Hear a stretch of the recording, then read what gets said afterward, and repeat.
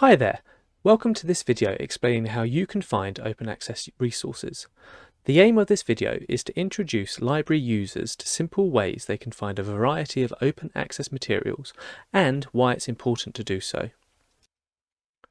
We'll start by briefly looking at what open access is and why it is important. Then we'll look at a variety of simple tools you can use to find open access resources. These will include how you can find open access resources in the library search, how you can identify links to open access resources on Google Scholar, and how you can use the library's browser extensions to facilitate all of your searches, and finally a few specialized tools that can help you when you want to find something more specific. There are more tools available than we'll be looking at today, but these are probably the best ones to jump straight into. We'll finish with a quick look at where you can find more support and information about open access. So what is open access? Open access is part of the broader topic of open research, a movement to make academic resources more available to everyone. Open access resources, as the name suggests, are resources that are freely accessible to users. This means no paywalls and no institutional logins. There are a variety of types of open access, but that is a topic for another day. Any resource can be open access, but the predominant focus in the academic publishing industry at the moment is on journals and articles. There is an increasing focus on other types of resource, such as datasets, books, and book chapters. Now, whilst all types of open access share the feature of being freely accessible to users, they may have a variety of different restrictions on reusing the material. This is where you should pay attention to the copyright license a resource has. There is more information about this on the library's open research web pages. So why are we talking about this today? Why is open access important? There are many reasons why open access is important, but we'll highlight just a few of the most important here. For students and teachers, it removes the annoying access issues that you might come across. Have you ever been working off campus and then suddenly been unable to read an article or access an ebook? This is because the publishers that the library pays to access these resources have convoluted authentication processes that can block legitimate users. Open access resources have no paywalls and so no authentication. They can be accessed by anyone from anywhere at any time. Additionally, it's important that students get value for money from the thousands that they now have to pay in tuition fees. The previous way libraries paid for resources meant that a student's fees were used to pay for subscriptions to access publishers' materials that they could only access while they were a member of the university. As soon as students leave, they lose access, making their fees a very limited investment. If the money was instead used to invest in open access publishing, students and everyone else will have a lifetime access to these resources, rather than access being exclusive to those able to afford subscriptions. These positives extend to our researchers too, and publishing open access also gives researchers the added benefit of increased readership and citations on their work, both factors that are vital success in any academic career.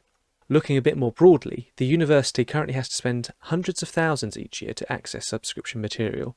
The more resources that are available open access, the more funding is released to spend on other priorities, such as improved facilities and teaching. And this is an exponential effect, as other institutions also funding their research to be open access makes it available to us too.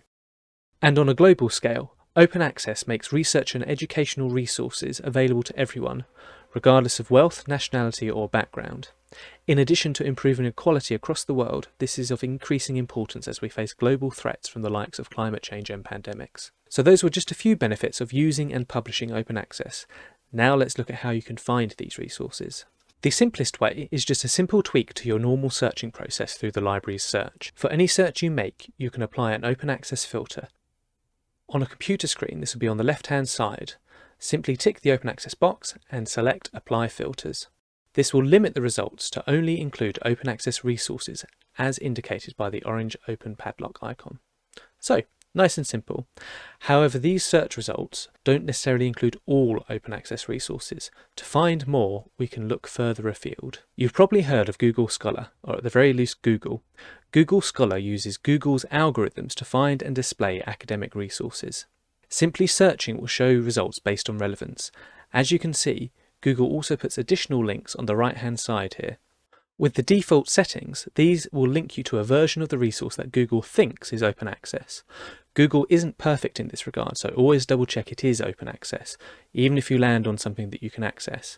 You may encounter copyright issues if you use a version that has been illegally uploaded to sites such as ResearchGate. You can also let Google know that you're part of an academic institution.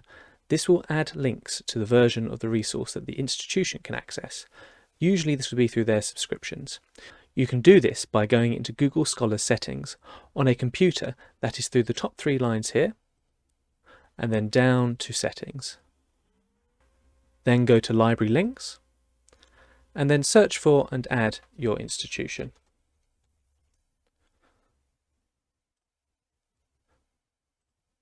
When you go back to the results, you will see an additional link for each of the institutions if they have access to it. Now, as I said, Google isn't perfect and so might not identify that you have access to something when actually you do. This is where the library's browser extensions will help. The 2 extensions that we recommend that are linked into the library's catalogue are Lean Library and LibKey Nomad. You can find links to both of these on the library homepage through the Access Full Text Anywhere link. Once installed and you've selected the University of Essex as your institution, these handy extensions will give you a notification whenever you are on a web page of a resource that you can access the full text of. This will take you through either to an open access version of the resource or the version that is accessible through the library's subscriptions. Once installed and you've selected the University of Essex as your institution, these handy extensions will give you a notification whenever you are on a web page of a resource that you can access the full text of. They will take you through either to an open access version of the resource or the version that is accessible through the library subscriptions. This can be helpful when you quickly want to find the link to something without having to scour the page for the PDF link.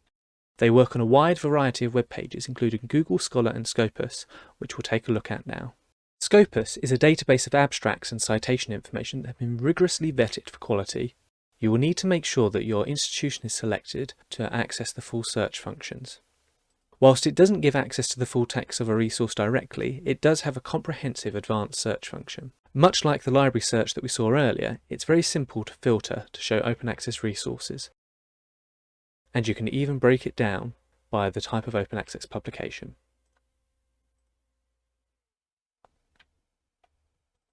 So how do you access the full text? This is where the browser extensions come in. When you're looking at a resource on Scopus that you have access to, you'll get a pop-up informing you, and it will have a link that takes you straight to the resource. Perfect. Now, all of the resources so far have displayed both open access and paywalled resources. This is useful for quick research, but if you're particularly dedicated to the open research calls, there are a few platforms dedicated to open access resources. The main 3 are the open access directories. So that's the Directory of Open Access Journals, also known as DOAJ, the Directory of Open Access Books, also known as DOAB, and the Directory of Open Access Repositories, which, in a break from tradition, is also known as Open Door. Each of these do what they say on the tin and show you open access journals and articles, books, and repositories where these items are held, respectively. Feel free to explore these at your leisure. Thank you for watching to the end of this video about finding open access resources. So hopefully you found something useful. If you want to find out more about open research, there is a wealth of information on the library website that you can get to on a PC by clicking on the staff on the black bar at the top, and then clicking on open research. We also offer regular workshops on topics like this and other study skills. You can see upcoming sessions at the bottom of the library homepage. If you have further questions, please feel free to email the research support team on ressup@essex.ac.uk. We'll be able to help with a wide range of topics related to open access and academic publishing. Thank you and see you next time.